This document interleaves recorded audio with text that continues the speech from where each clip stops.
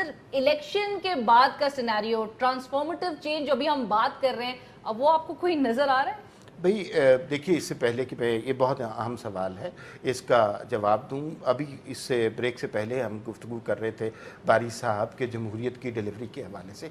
हम जब आज के नुकसानात, कर्ज़े, अस्पतालों की बुरी हालत, टूटी हुई सड़कें और जो तालीमी इदारों का हाल और लिटरेसी रेट के नीचे जाना डिस्कस कर रहे होते हैं, हमें याद रखना चाहिए कि जनरल मुशर्रफ जब इस मुल्क को छोड़ के गए थे, यहाँ की क्या सूरत हाल थी। कुछ पॉइंट्स मैं आपको याद करा। हर दूसरे दिन यहाँ पर धमाका होता था, लाशें गिरती थी, इस मुल्क में आती नहीं थी, रेलवे का निज़ाम तबाह हो गया था, सीएनजी यहाँ पे मिलती नहीं थी।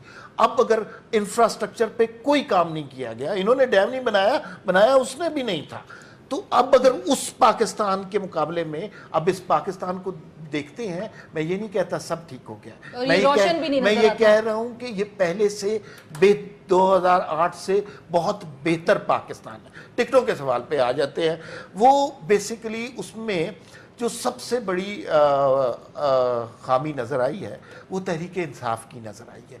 इंतज़ामी तौर पर ये पार्टी अपने आप को किसी भी लेवल पर प्रूव करने में नाकाम रही है। उसमें अगर आप निगरान वज़ीर आला के नाम से शुरू करें तो वहाँ पे भी इन्होंने जो भद उठाए हैं, उसके बाद यहाँ पर अब टिकटों के हवाले से कभी ऐसा नहीं हुआ कि लोग अपने लीडर के घर के सामने एहतजाज करना शुरू कर दें। इनकी जो आपस में कुरैशी अंतरीन फाइट है वो बहुत ज़्यादा बढ़ती जा रही है।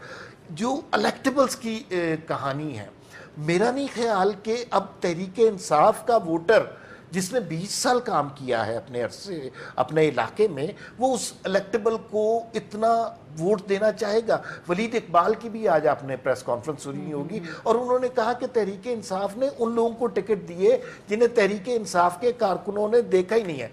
ज़ईन कादरी ने जो बात की है, अगर उन्हें